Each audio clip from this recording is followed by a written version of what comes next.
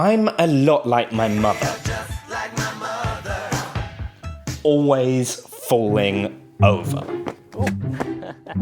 That's fun. Oh.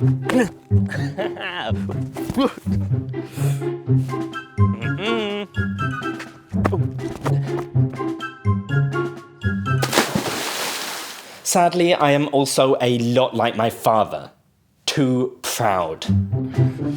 Oh God, are you okay? I'm fine. Carry on without me. Oh good, fine, okay. No, come back.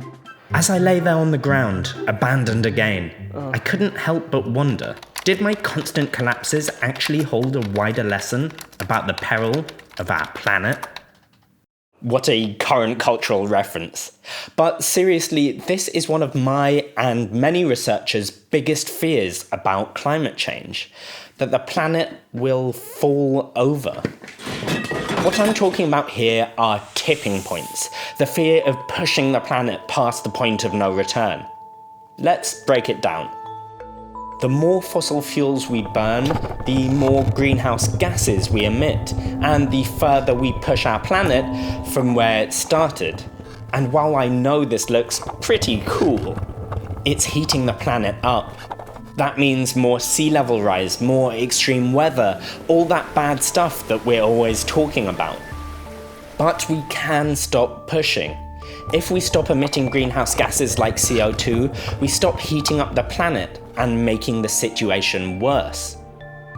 And even though there's no easy way to push the climate backwards, if we could find a way to remove CO2, we could get back to a relatively safer climate.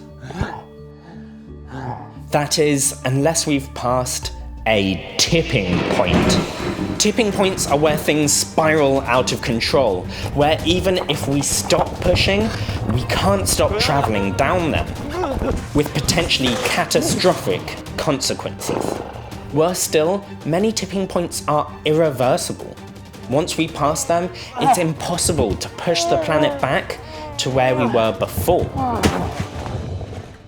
Okay, but what are the actual tipping points that we should be worried about? I mean, the Earth's obviously not actually on a skateboard. Is it? No, of course not. Yeah, that would be ridiculously cool. But unfortunately, there are some real tipping points that are somewhat more down to Earth. Yes, literally Earth. Take permafrost, which is basically frozen ground. As the world heats up, this frozen ground will, surprise, surprise, melt. But this could mean that it releases the methane trapped within it. Methane is an even more powerful greenhouse gas than CO2, so this could set up a vicious cycle of warming. Heating the planet could also make the Earth less shiny. Global warming is melting reflective ice and turning it into water. That makes Earth go from reflecting to absorbing sunlight. The more sunshine the Earth absorbs, the hotter things get. And there could also be big problems for our forests.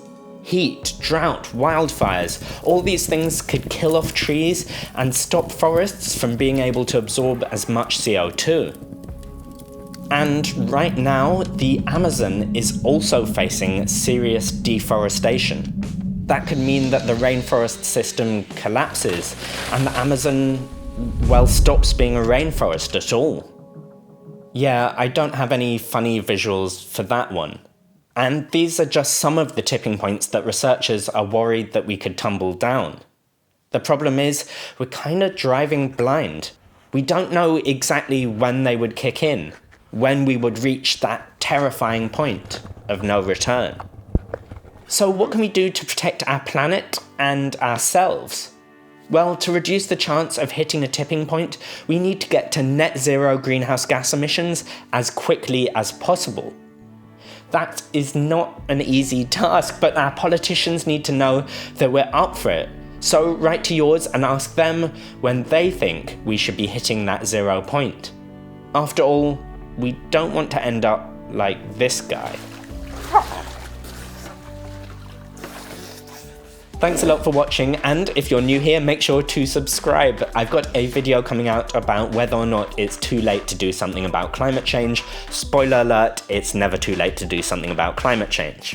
Okay, until next time, bye. Oh.